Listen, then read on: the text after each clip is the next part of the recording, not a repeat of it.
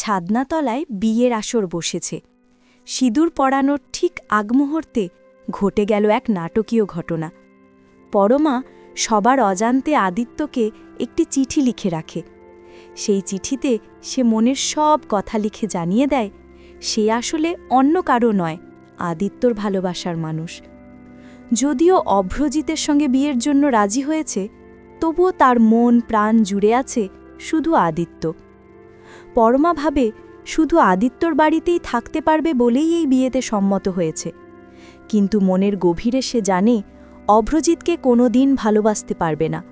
তার হৃদয় কেবল আদিত্যর নামে লেখা থাকবে সারা জীবন। অন্যদিকে আদিত্য স্পষ্ট জানিয়ে দেয় পরমাকে সে কখনোই বন্ধুত্বের বাইরে কোনো জায়গা দিতে পারবে না, কারণ দাদা অভ্রজিতের সুখের জন্য সে সব কিছু ত্যাগ করতে রাজি। তাই পরমাকে অনুরোধ করে যেন কোনো দিন দাদাকে কষ্ট না দেয়। কিন্তু পরমা চোখের জলে ভেসে যায়।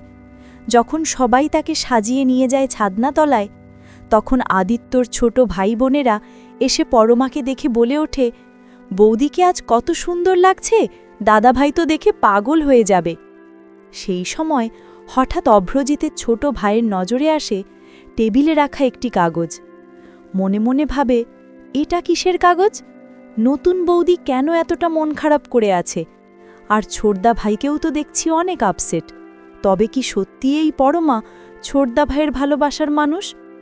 কৌতূহল চেপে রাখতে না পেরে সে হাতে তুলে নেয় কাগজটা, খুলে পড়ে আর চমকে যায়, কারণ সেখানে লেখা আছে আদিত্য আর পরমার সম্পর্কের কথা। এদিকে বিয়ের আসর জমে উঠেছে। সিঁদুরদানের ঠিক আগ মুহূর্তে অভ্রজিতের ভাই ছুটে আসে ছাদনাতলায়। হঠাৎ সবার সামনে দাঁড়িয়ে চিৎকার করে বলে, দাঁড়াও, সিঁদুর পরানোর আগে সত্যিটা সবাইকে জানা উচিত। এ কথা বলেই সে চিঠিটা অভ্রজিতের হাতে তুলে দেয়। এখন প্রশ্ন হল, বন্ধুরা তোমরা কি মনে করো, সত্যিটা সিঁদুরদানের আগেই অভ্রজিতের জানা উচিত, নাকি সব কিছু গোপন থাকবে? তোমাদের মতামত অবশ্যই কমেন্টে জানাও।